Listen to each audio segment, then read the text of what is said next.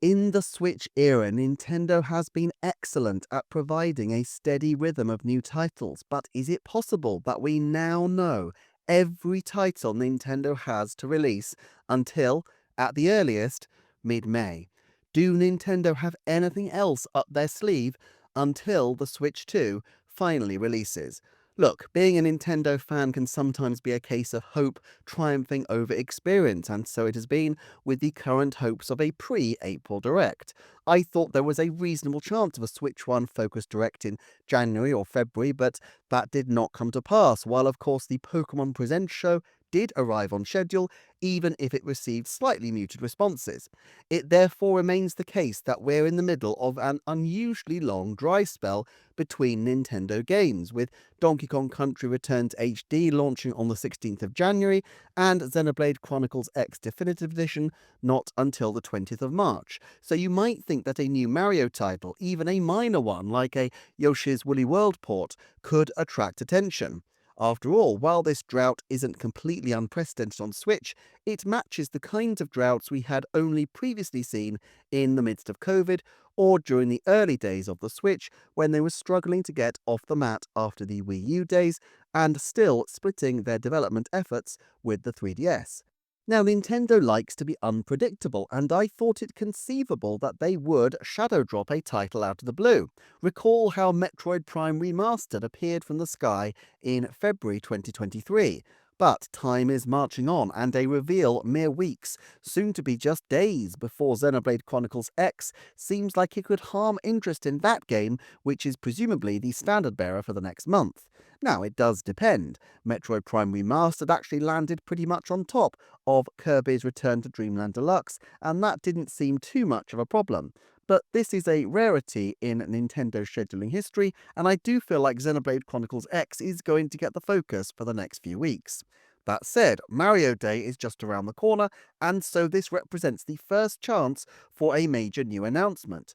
In 2024, the date was used for a short presentation by Shigeru Miyamoto, who announced a new Super Mario Bros. Film.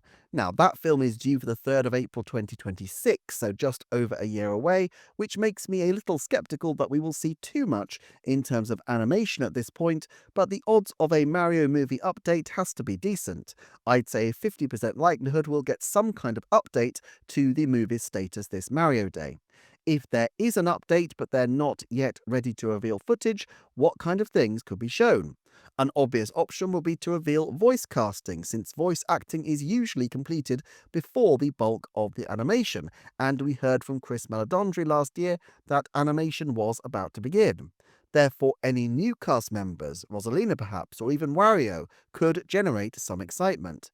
Yoshi is probably the most significant character still absent, and I still think a Yoshi title in the next 12-month window, probably a reiteration of Yoshi's Woolly World, feels like a good bet. If they wanted to give Yoshi a particular focus in the year to come, it might be a good place to announce his inclusion in the film to start the ball rolling.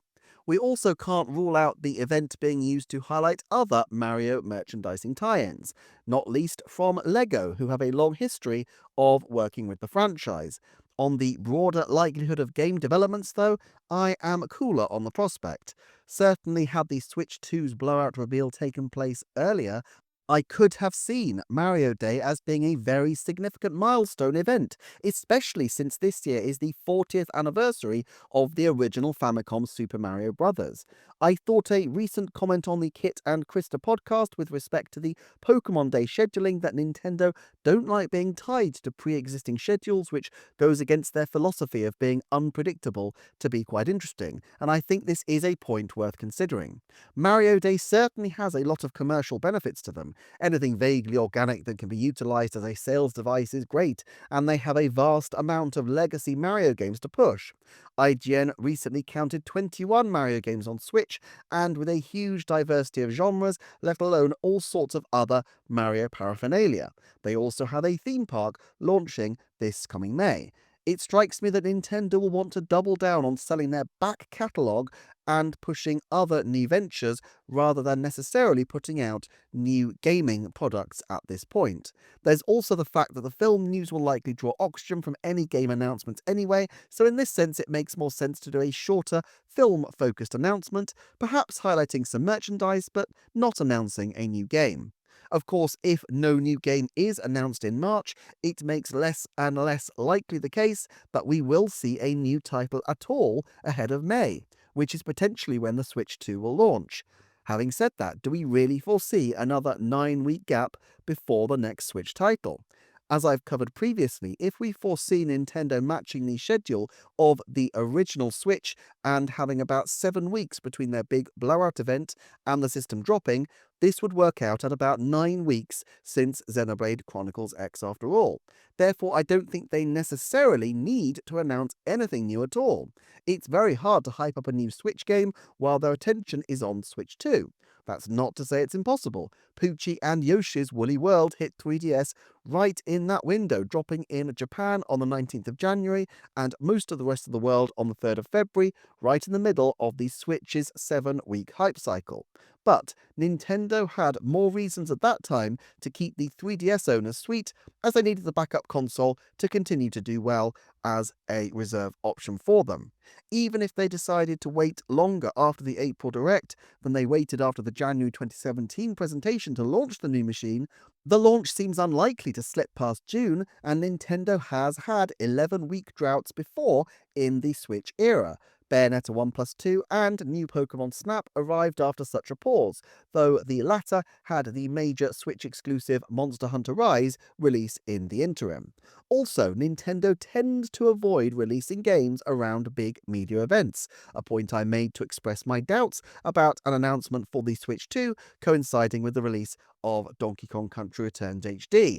I was obviously wrong there, but I'm not sure the underlying assessment is so deeply flawed. 5th of June would be 11 weeks after Xenoblade Chronicles X Definitive Edition, and I don't think the media team at Nintendo will necessarily want to be splitting their attention from Switch 2 during this time. Let's also consider the time of year. April is not a prime release month for Nintendo titles. In fact, Nintendo ducked April releases entirely in 2020 and 2024. They did use April to launch Nintendo Labo, and they put out Advance Wars 1 plus 2 Reboot Camp in the same month as well. They've also used it for smaller online titles like Box Boy plus Box Girl, and they dropped DLC such as Xenoblade Chronicles 3 Future Redeemed. At the end of the month, they occasionally do get more traction, with the last 3 days of April seeing more significant releases in previous years. Of course, 2017 saw Mario Kart 8 Deluxe, and 2022 saw Switch Sports, while new Pokemon Snap also debuted in this month. Still, it's far from a surefire thing that Nintendo will ship a game in April at all. This quarter is frequently used for ultra-casual titles. Endless Ocean Luminous, Everybody 1-2-Switch, Switch Sports, Clubhouse Games, Labo and others being examples of the genre. Therefore, a shadow drop title with casual elements is highly unlikely to excite the same kind of audience as would be looking for a core Nintendo game, and so I think this kind of release could be a safer bet for Nintendo in this period, but could easily push more towards May without necessarily troubling their Switch 2 focus. The problem Nintendo faces is that ultimately anything of any ambition or excitement is likely to be overshadowed by the forthcoming Switch 2. Even something quite niche like a Mario baseball game at this stage is likely to be crushed underfoot by the juggernaut that is Mario Kart, which is surely coming down the track sooner or later. Of course, if there is no March or April title beyond Xenoblade Chronicles X, this would raise the likelihood that the Switch 2 launch game is backward compatible with the original Switch in some form, or at least that a cross-gen title launches alongside. This doesn't necessarily mean the major release will be cross-compatible. The Switch launch had Breath of the Wild as the cross-platform game, yes, but recall that Nintendo also published snipper clips on the same day. That title had benefits for Switch because it highlighted Joy-Con play, but it's conceivable that they could launch a smaller side game just like that, which might be better played on the Switch 2, but is still playable in some form on Switch 1 just the same. On the other hand, I think they might decide to pivot the cadence of Switch releases to even longer intervals. I think one title per quarter is the minimum, and I think there's a 90% chance still that each quarter will have a first-party Switch title for the 2025 to 2026 financial year. I guess the obvious title to launch at this stage is Metroid Prime 4 Beyond. The game has been widely trailed for Switch, so it will be an obvious cross-platform offer. The prestige it would get as the launch game for the system would be Nintendo's absolute best punt at giving the franchise its Breath of the Wild moment. Nobody could say afterwards that they've not given Samus her due. I also am leaning to expect Mario Kart as the late June game. While it would certainly make a great launch title, and as the first title to be revealed, it has to be the front runner, there are benefits to Mario Kart for having a slightly larger install base on day one in terms of its multiplayer, and ironing out any launch day glitches before they hit social media. I think Metroid Prime 4's natural home would be October, given the past history of Metroid titles releasing in this period, and if sandwiched between a major 3D Mario in September and Pokemon Legends ZA in November, Nintendo could cope with a slightly lower selling niche title in this slot. Bayonetta 3 and Metroid Dread both were October launches after all. But if Nintendo are going for one Switch 1 title a quarter, would they want two major Switch 1 titles back to back, and would they want to miss the opportunity to big up Samus in a massive way? I have speculated before that they could have something more left field for launch, a Donkey Kong title for example, but Occam's razor would say that if they have a big, long-awaited new game and a new system, that these would coincide well, and that's before you consider that Metroid Prime would be a great way to show off mouse mode. Remember that Nintendo is not pitching just at its core audience, it also wants to make a case for PC players and developers as to why they should come over to the Switch ecosystem. If they see Metroid as the kind of franchise that can be their foot in the door for this kind of audience, it makes a lot of sense. It is a premium, well-regarded franchise by an American development team. In light of the mouse mode, I now think Metroid Prime 4 is a 30% chance at being the launch game.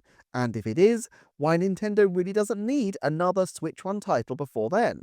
That's not to say there won't be one, almost certainly of the ultra-casual style if there were, since this is an audience currently not catered to with Xenoblade Chronicles X and Metroid Prime 4, but if they have a major title in March and a major title in late May or early June, they have arguably behaved quite honourably towards legacy Switch owners while training their fire on a new generation. Chuck in another Switch 1 title in September, such as a Super Mario Bros. 40th anniversary title, and you have a title a quarter in Switch 1 until the end of the year, and can aggressively push the new console. In fact, if you think they put Kirby Planet Robobot in July, a placement I'd be skeptical about, but let's park that for now, you could see a Switch 1 game released every 2 months this year.